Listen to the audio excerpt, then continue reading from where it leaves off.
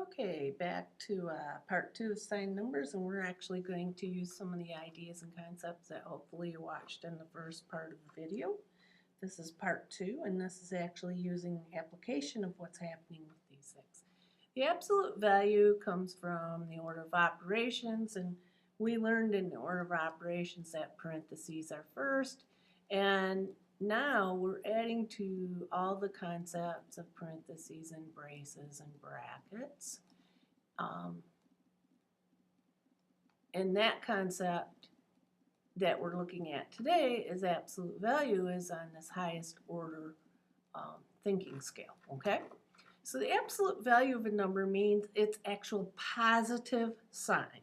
So this, when you see these two parallel lines with a number inside and a sign, it has to come out as a positive number at 6. It's indicating what is its positive value at all times. Okay, so this one's pretty straightforward. It's just a whole number 6. So let's look at another application.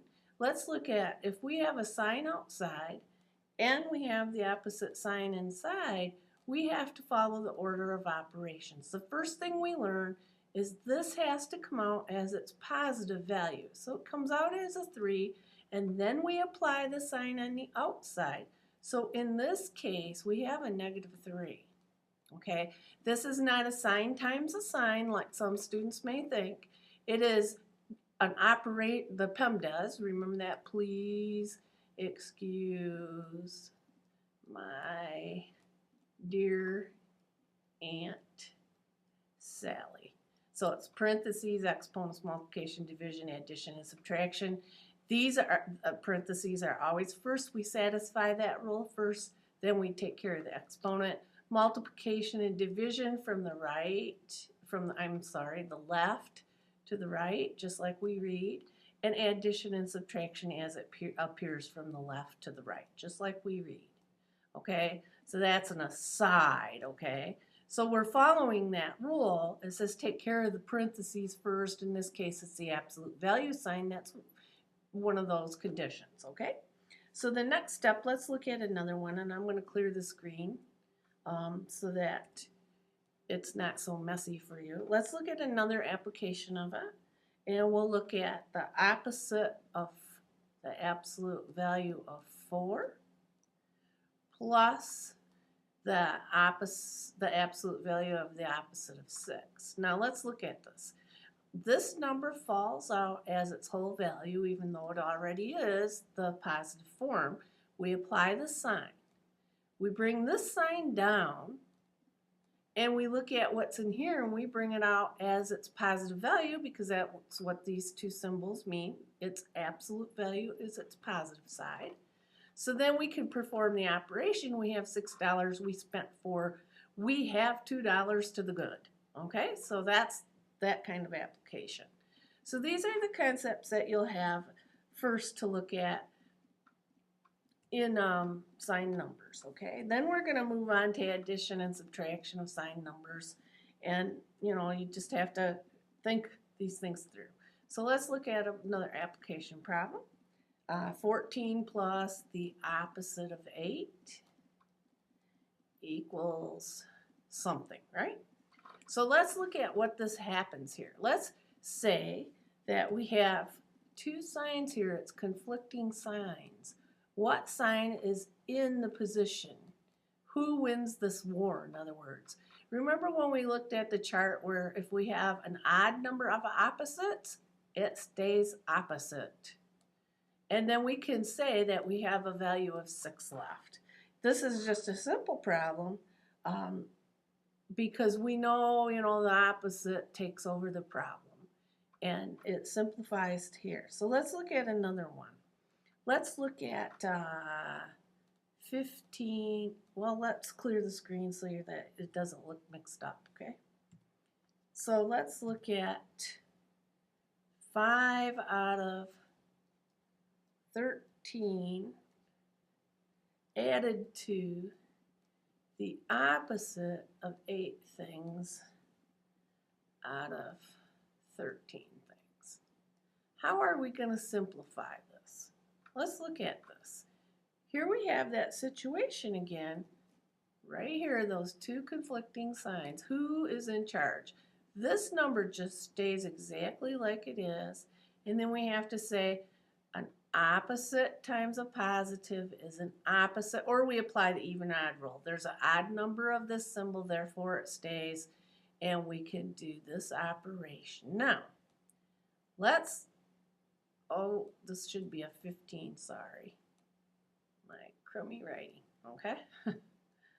Now we're going to finish this up. We're going to look at, well, if I have $5, we're going to end up with 15s, right? Because our common denominator is on the bottom.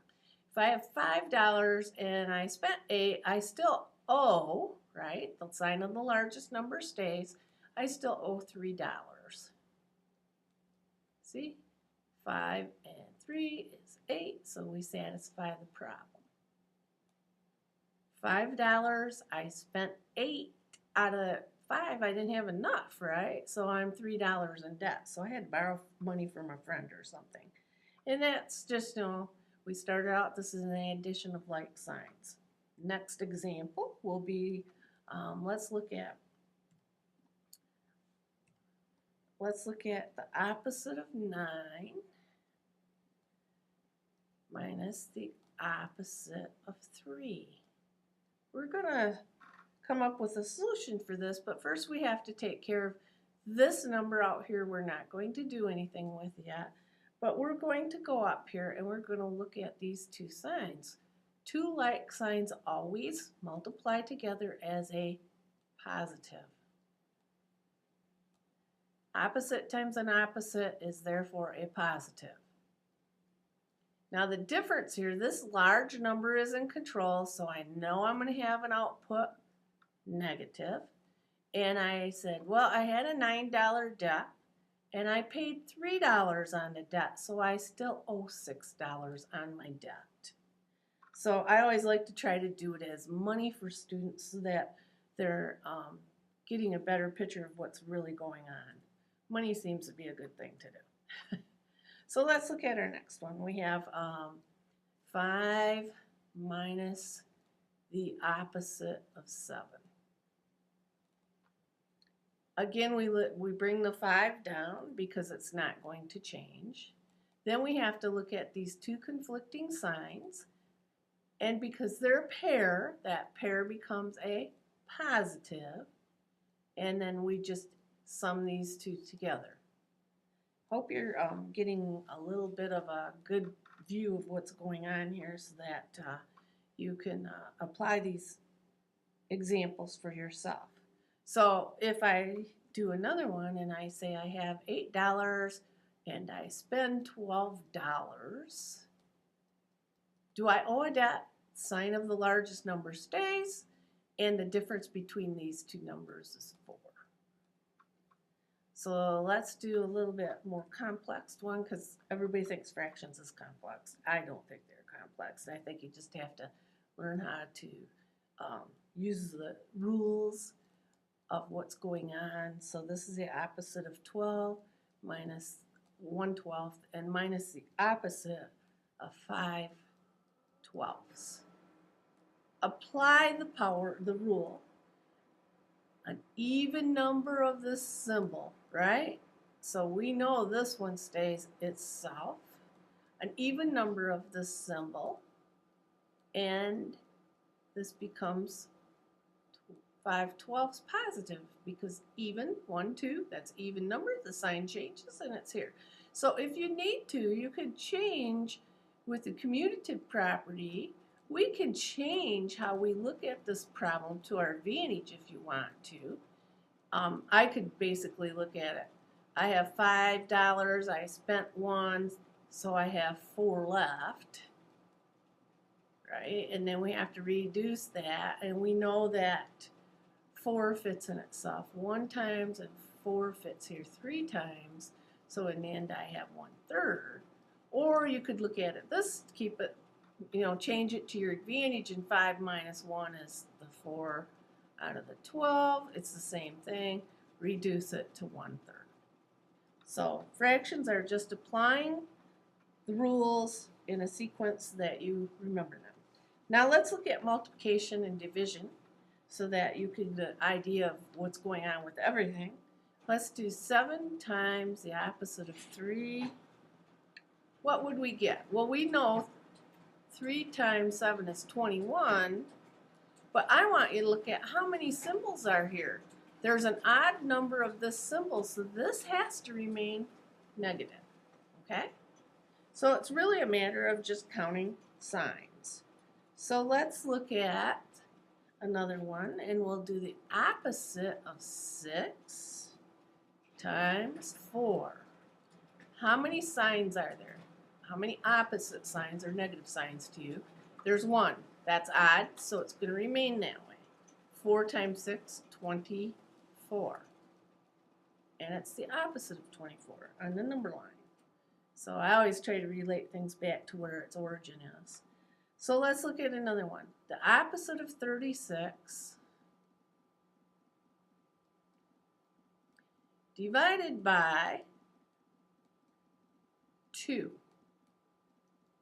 Well, this, if you have to look at it and you go 36, the opposite, divided by 2, well, that's an odd number. How can this be positive? Oh, I have to have this symbol, right? 2 of these signs make this number positive. Then I just have to do the math, and 2 fits in 3 once, so I'm going to have 16, and then 2 fits here, 8. So it's the opposite of 18. You should be able to look at it and know it's 18, but of course you have to learn to manipulate them numbers to your advantage. You could also look at this another way. Not only this way, but you could also look at it as an improper fraction, because it says it's the opposite of 36 divided by 2. And the rule says, oh, in order for this to be positive, I have to have a negative here, so there's 2 negatives to make that positive, and then I can do the division and get to 18. So this is division both ways. It's however you want to look at it. This is division looking like a improper fraction, and this is just a regular long division problem. So the next step would be they're going to probably give you a few of them that exactly look like that. They're going to say we have 41 6/10. That's a decimal in case you can't see it. Divided by the opposite of 8. I want you to look at odd number of signs, the odd output it has to be, and when you do the math, you'll get 5.2. So 8 fits in here 5.2 times. And a negative times a negative would create that positive. Counting signs. 1, odd, therefore it has to remain odd. So let's look at another decimal. Let's look at 5/10 times 3/10. Positive, positive, therefore we have a positive output, so we have 0.1, 0.15, 1500ths, okay? Now let's do the opposite of 6 times the opposite of 2, and we end up with 2 of these symbols. 1, 2, and that's even, so I know it's positive, so 2 times 6 is 12. Positive number. So what if we look at another division problem? When we're going to say this one is the opposite of 20 divided by the opposite of 2. What is my sign? Negative times a negative, positive. Negative divide by negative, positive. Say it however you want. 2 fits in here 10 times. And we have our solution. So those are some concepts that you'll have to look at to understand in the end. The next step would be to look at a more complex problem. And we're going to look at the opposite of 1/3 divided by the opposite of 1/7. Now don't let this type of a problem scare you. All you have to do is write it the way you know it. So it says the opposite of 1/3. This symbol here is divided by the opposite of 1/7. In fractions, we learn to make sure that we change this idea, this concept of division. And remember what we did? We kept the number in the front exactly the same. We apply the concept of making this into a multiplication problem. So we'll make it into a multiplication problem by reversing what this is, right? We flip it over. It's called inversion, okay? So the opposite of 7/1. I call it the student universal flip it over rule, but it's really just using the reciprocal of the number. So then we can perform a negative times a negative. We know our output is positive. Now we can't reduce, so we just multiply straight across. We 7/3. And then if they want a mixed number, we just convert this to a mixed number, and that's all there is to that. Now, let's go to the order of operations, the last thing that you're going to have to understand for this set of information, for this part of the information.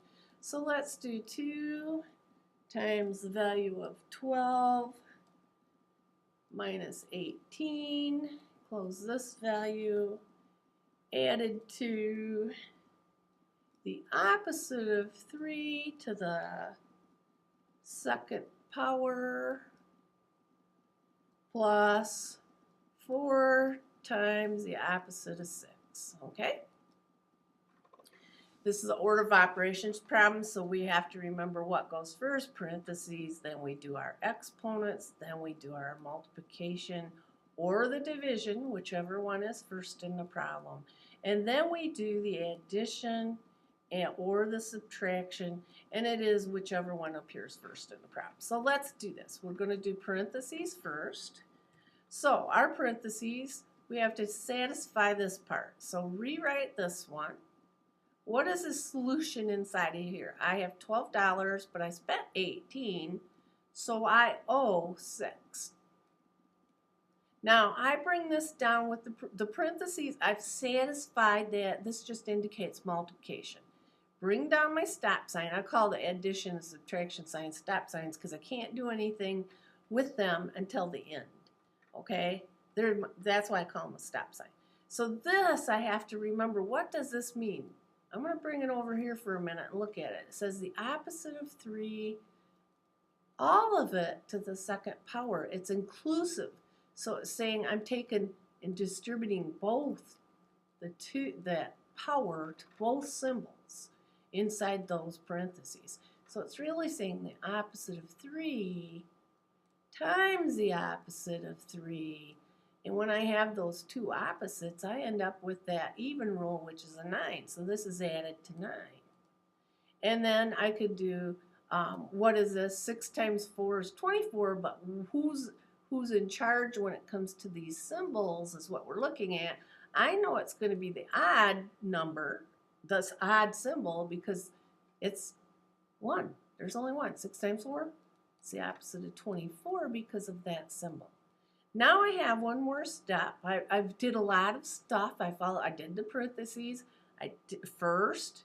I did this second, right? And then I did some multiplication over here, but now I have to finish this multiplication. So this was my third step and my fourth step.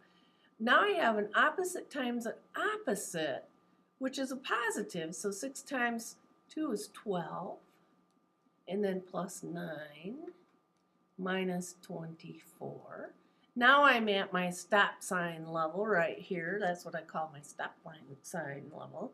So this is 21 minus 24. Now, when I'm at this level, it doesn't matter which way I go. I could go this way. I could say the opposite 24 at 9. Where would I be? Another opposite, and then, but however you want to go. I just decided to follow the order it says to do it as you read from the left to the right. So I said 12 and 9, that makes 21. And then I'm going to say I have $21, but I spent 24, so that means I still owe, right? And the difference between them is the 3. So that's just a simple order of operations problem. Please don't be scared of them. You just have to apply everything you know. One more, Hopefully we're not going over on our time limit. 7 times the opposite of 4 minus the opposite of 2. Don't let the next step scare you. All divided by 8 minus the opposite of 5. Okay? Now, let's write it. Let's solve what's on top first. On top we have the opposite times 7, right? The opposite of 4 times 7. What's 4 times 7? Well, it's 28. And because it's an odd number of symbols, we have to bring it with us, right? So let's look at this next. 2 symbols, this is even, and it's 2 opposite symbols multiplied together is a positive, so we bring the 2 here. So this didn't look too bad so far, right? Now let's look at this piece and rewrite it. 8 stays here, but here we have an opposite times an opposite, which is a positive. And then let's finish the problem. And we have the difference here. If I have a $28 debt, I pay 2 on that debt, I still owe 26, right? And then 8 and 5, that's 13. Now, how many times, we can reduce this one, and we say to ourselves, how many times will 13 fit in itself? Once. How many times does it fit here? Twice. An odd sign, bring it out, and 2 over 1 is really 2. So there you go. That's what we have for today. Hope you enjoyed the video. It's been fun for me to make them, and enjoy working and practicing. The more you practice this, the better the idea. Have a great day.